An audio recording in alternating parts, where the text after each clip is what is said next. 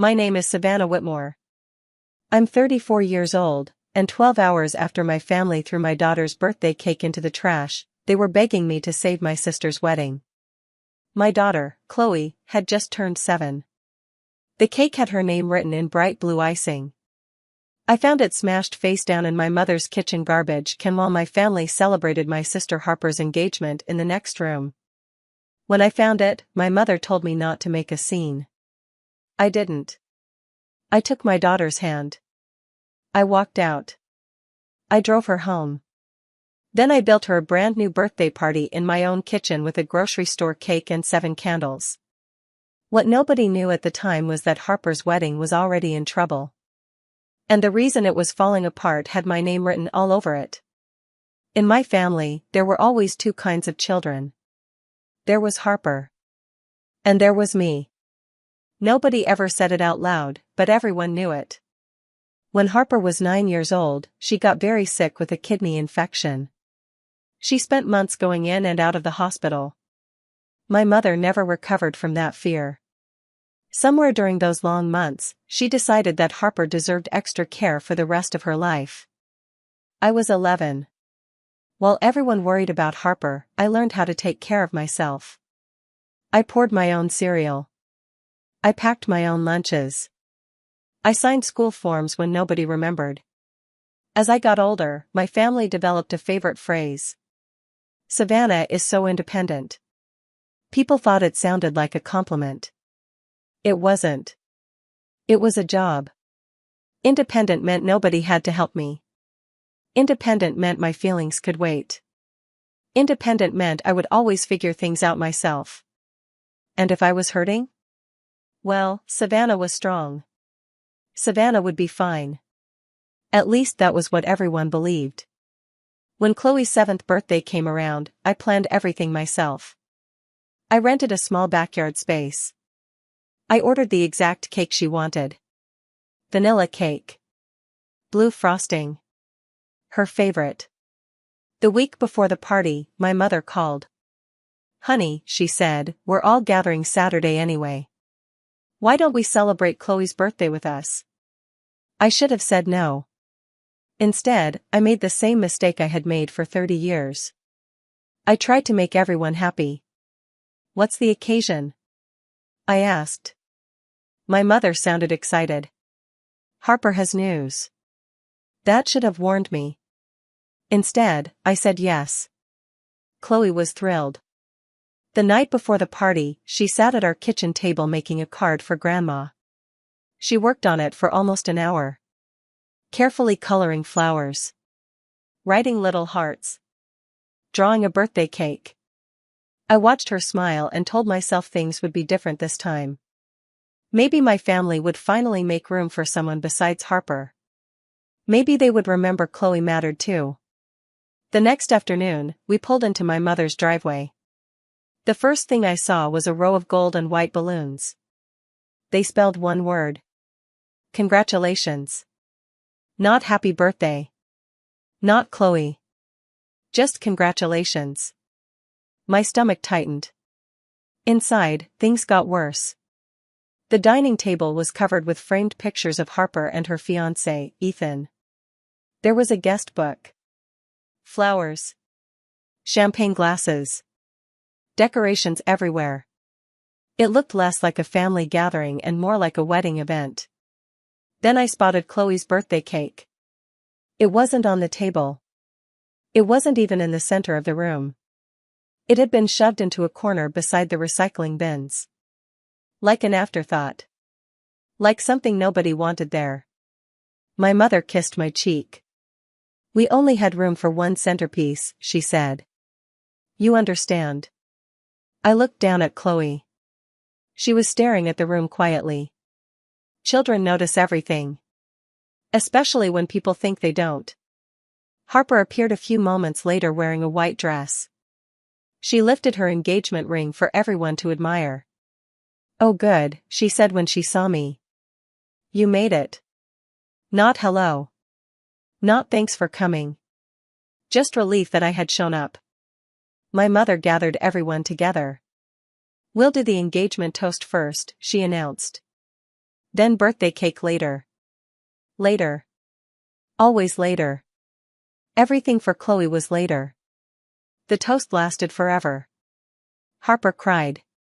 Ethan talked about soulmates. Aunts wiped tears. Everyone applauded. Meanwhile, my daughter sat quietly beside me. Every few minutes she would glance toward her cake. Waiting. Hoping. Trusting. I kept telling myself her turn would come. Soon. Just wait. Soon. Hours passed. By then, Chloe had stopped asking about her birthday. She just sat there watching everyone celebrate somebody else. Finally, around 3 o'clock, I decided enough was enough. I went into the kitchen to get her cake. The corner was empty. The cake was gone. At first I thought maybe someone had moved it. I checked the counter. Nothing. I checked the table. Nothing. Then I opened the garbage can to throw away a paper plate. And I froze. There it was. Face down in the trash. Blue frosting smashed against coffee grounds. Vanilla cake crushed beneath garbage. The writing was ruined. But I could still make out part of Chloe's name. 3 letters. CHL. My chest felt tight. Someone had thrown my daughter's birthday cake away. Not by accident. Not because it fell. Someone had picked it up and put it into the trash. Behind me, I heard laughter. I turned. Harper stood in the doorway with 2 bridesmaids. Wine glasses in their hands. When she saw me staring into the garbage can, she didn't look embarrassed. She didn't look guilty. She laughed. Oh, that? Then she said the sentence I will never forget. She wasn't worth wasting cake on. One bridesmaid laughed. The other looked uncomfortable. Then I felt a small hand slide into mine. Chloe. She had followed me. And she had heard everything. Every word. She looked up at me with wide eyes. Not crying. Not yet. Just trying to understand. Trying to figure out if she had done something wrong. In that moment, I realized something important. Whatever happened next, she would remember forever. I wanted to scream. I wanted to throw every glass in that kitchen across the room. I wanted to ask Harper what kind of person says that about a 7-year-old child. Instead, I knelt beside Chloe. I gently brushed her hair back. Get your shoes, sweetheart, I said. We're going home. I didn't argue. I didn't yell. I didn't explain. I simply left. The drive home took 25 minutes. For the first 10 minutes, Chloe said nothing. She stared out the window. Watching houses pass by. Watching traffic lights change. Then she finally spoke. Mom? Yeah, baby? Her voice was tiny. Is it because I'm not real family? The words hit harder than anything Harper had said. She was 7 years old. 7. And already wondering whether she belonged. I gripped the steering wheel. You are the most real family I have, I told her. The only kind that matters. She nodded quietly. I stopped at a grocery store on the way home. Together we walked through the bakery section. She studied every cake carefully. Finally she pointed to a small chocolate one. Can we get this? Of course. Chocolate feels braver. I smiled. Then chocolate it is. We bought 7 candles. And a package of sparkly ones too. When we got home, I cleared off the kitchen table. We lit every candle. I sang badly on purpose. Chloe laughed. Real laughter. The kind that fills a room. She blew out all 7 candles in one breath. Then she made a wish. What did you wish for? I asked. She grinned. I can't tell you. For the first time all day, she looked happy.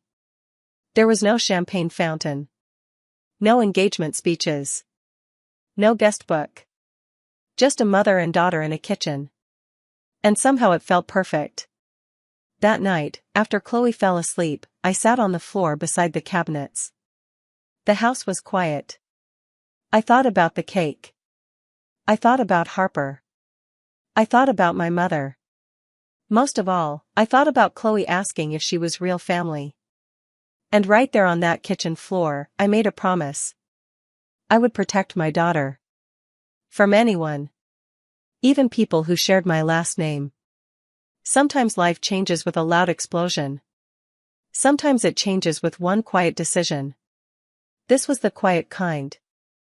The next morning, my phone started ringing before 7. My mother. Then Harper. Then cousins. Then aunts. One call after another. I ignored them all while making pancakes for Chloe. Eventually I listened to my mother's voicemail. She didn't apologize. Not once. Instead she said I had embarrassed everyone by leaving. That was when I knew nothing would ever change. Not unless I changed it. After Chloe sat down to watch cartoons, I finally called my mother back. The first thing she said was, "You really upset Harper." Not, "How's Chloe?" Not, "I'm sorry about the cake." Just Harper. Always Harper. I stayed silent. She was joking, my mother continued. "You know how she is." "The cake was in the garbage," I said. My mother sighed heavily. The same sigh I'd heard my entire life. Then came the familiar words. "You've always been the strong one." There it was again. The compliment that never felt like a compliment. Strong meant absorb the hurt. Strong meant forgive first. Strong meant your feelings matter less because you can handle more. My mother kept talking. "Harper needs support right now. She's planning a wedding." I thought about Chloe's face in the kitchen. I thought about the cake. I thought about 30 years of being expected to carry everyone else. Then I said something my family had never heard from me before. "I won't be helping with the wedding." Silence. Then shock. "What?" "I'm not helping." My mother laughed nervously. "Don't be dramatic." "I'm serious." "You'll change your mind." "No." Another silence. Longer this time. "You always come around," she finally said. Maybe I used to. But not anymore. Because something inside me had finally broken. Or maybe something had finally healed. And neither my mother nor Harper had any idea that the real problem wasn't the wedding. The real problem was that somebody had already started spending money in my name. And I was about to find out exactly who. The family group chat exploded before noon.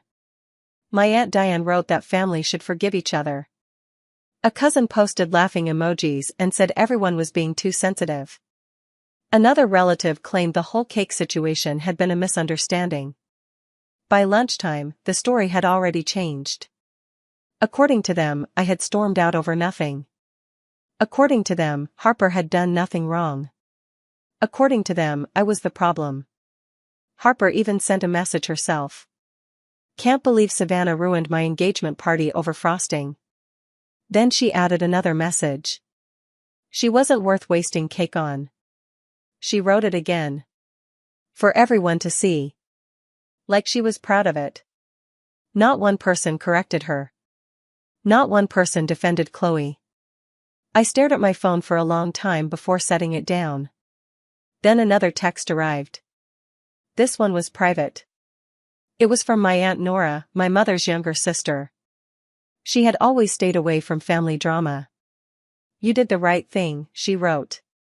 "I saw enough yesterday. Protect your girl."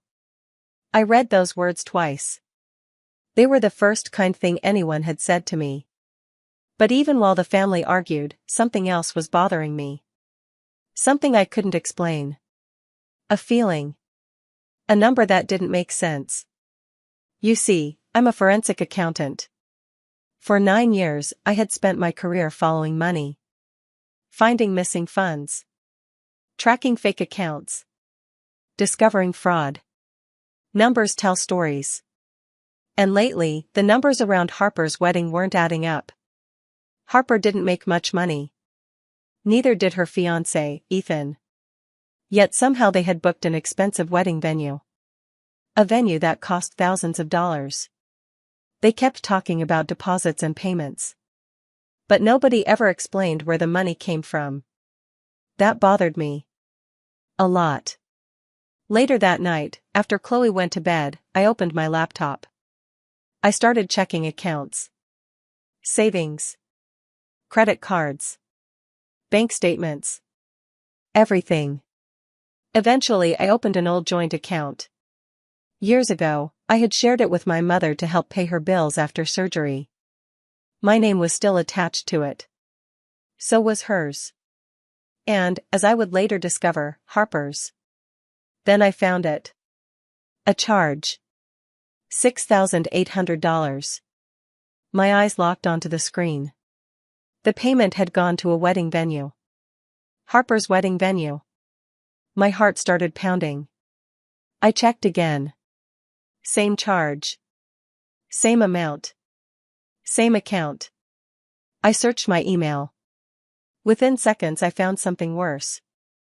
A confirmation email from the venue. The subject line made my stomach twist. Thank you for your deposit. I opened it. Then I stopped breathing. The contract listed one responsible party. Not Harper. Not Ethan. Me. Savannah Whitmore. My email address. My information. My name. But I had never signed anything. Never agreed to anything. Never spoken to the venue. Someone had used my identity. And then I found another email. A payment warning. The venue was trying to process additional charges. The card had failed. The balance was overdue. Everything suddenly made sense. The account. The missing money. The strange charge. Harper hadn't paid the deposit. Someone had used my information to do it. I printed everything. The contract. The statements. The emails. Then I found one more document. And that was the one that made me truly angry. A credit application. Submitted under my name. Using my birth date. Sent to my mother's address. Where Harper lived. Someone had been pretending to be me. Not by accident. Not once. Repeatedly. Carefully. I sat at my kitchen table looking at the papers. I didn't cry. I didn't panic. I did what I always did. I built a file. Every document went into a manila envelope. Every piece of evidence was organized. Every date was marked. Every detail was documented. By midnight, the case was complete. And the truth was simple. This wasn't a misunderstanding. This wasn't borrowing money. This was fraud. The next morning, I called the bank. This time I wasn't asking questions. I was filing a report. The fraud department listened carefully. I explained everything. The account. The contract. The credit application. The unauthorized charge. Within minutes, they opened an investigation. The representative's voice changed when she heard about the identity theft. She took it very seriously. Then she explained what would happen next. The charge would be reversed while they investigated. The money would be pulled back. I knew exactly what that meant. The wedding venue would lose its deposit. The wedding would immediately be in danger. For a moment, I sat quietly. I thought about Harper. I thought about my mother. I thought about Chloe standing beside that garbage can. Then I said the only thing I could honestly say. Proceed. 3 days later, a letter arrived. The venue had officially lost the deposit. The reservation was no longer secure. Unless the balance was paid within 14 days, the wedding date would be cancelled. I added the letter to the envelope. Then I waited. The phone call came the next morning. My mother was crying. Real crying. The desperate kind. Savannah, thank goodness. I stayed silent. The venue is canceling everything. She sounded panicked. The deposit disappeared. Something happened with the payment. You understand these things. Please fix it. There it was. The same expectation. The same role. Savannah fixes everything. Savannah saves everyone. Savannah pays the bill. I stared at the envelope on my counter. I'm not calling the venue, I said. Silence. Then disbelief. What? I'm not helping. Savannah, this is your sister's wedding. I took a breath. 2 days ago, Harper threw my daughter's birthday cake into the trash and said she wasn't worth wasting cake on. My mother groaned. We're still talking about that? Yes. It was a joke. I don't care. My mother's voice rose. Are you really going to destroy your sister's wedding over a cake? I answered honestly. I don't care about the wedding. The line went dead quiet. Then the yelling started.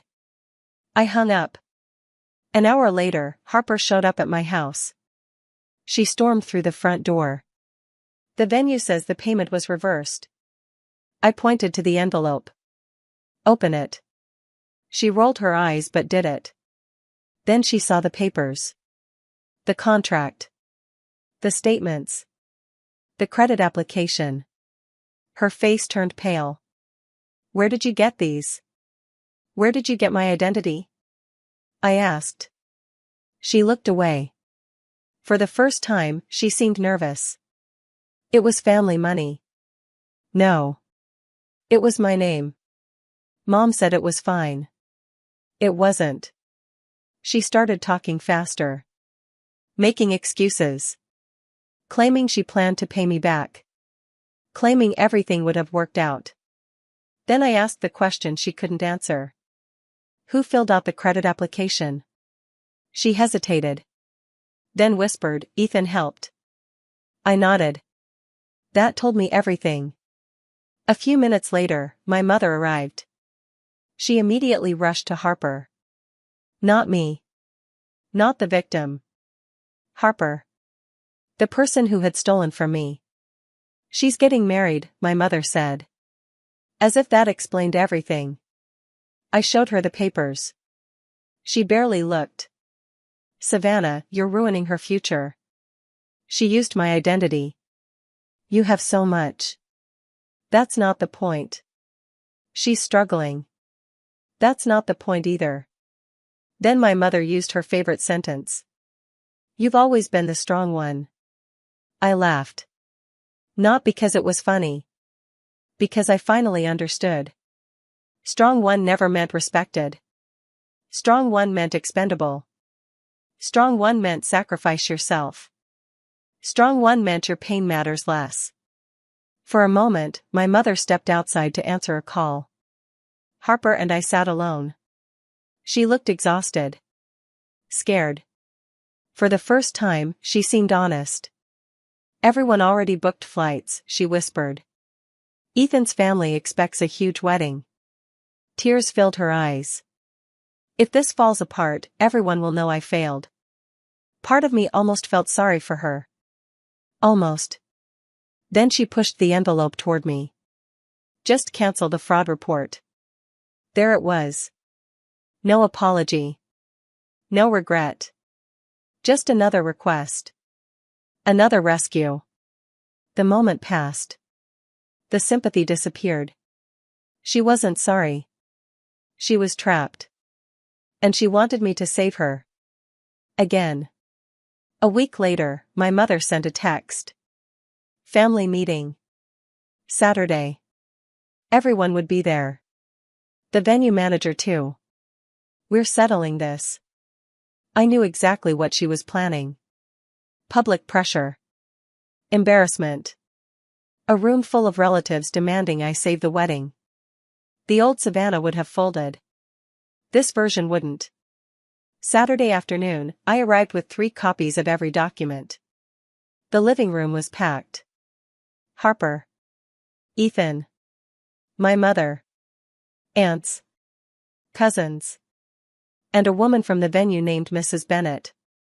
Everyone looked confident. Like they already knew how this would end. My mother smiled warmly. Savannah is going to help fix everything. Several relatives nodded. Harper dabbed fake tears from her eyes. Then everyone looked at me. Waiting. Expecting. Certain. I placed the manila envelope on the coffee table. Nobody moved. Before we discuss anything, I said, I think everyone should see these. I handed out copies. One for Mrs. Bennet. One for my mother. One for the room. Then I calmly explained everything. The account. The charge. The forged contract. The credit application. The fraud investigation. Every fact. Every document. Every date. The room became completely silent.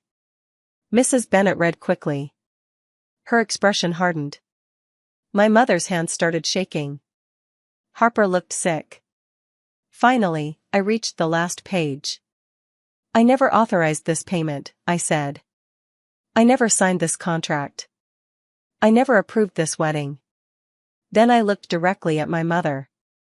So when you ask me to reverse the fraud report, you're asking me to lie. Nobody spoke.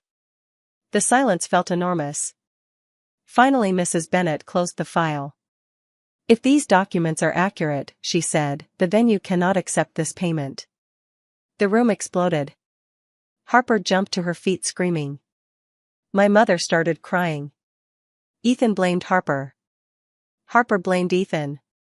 Relatives argued. Voices rose everywhere. But I stayed calm. I didn't raise my voice once. I simply sat there, watching the truth do its job.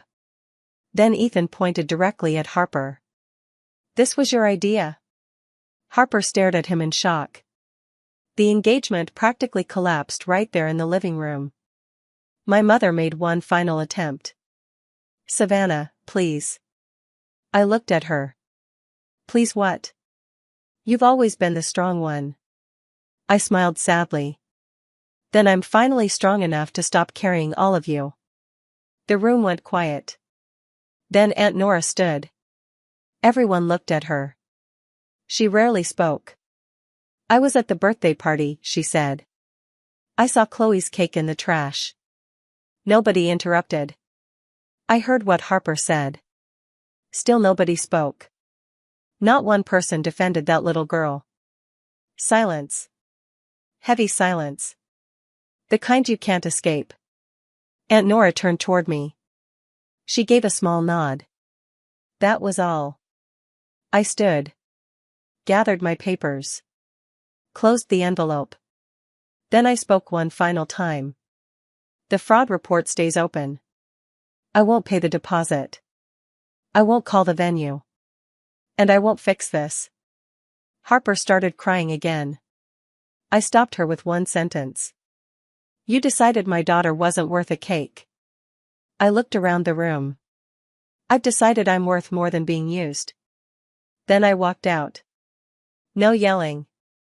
No tears. No drama. Just peace.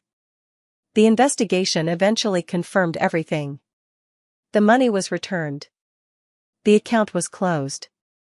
The fake credit application was blocked. My record stayed clean. Harper lost the venue. She lost the deposit. Eventually she lost Ethan too. Their engagement didn't survive. My mother left countless voicemails.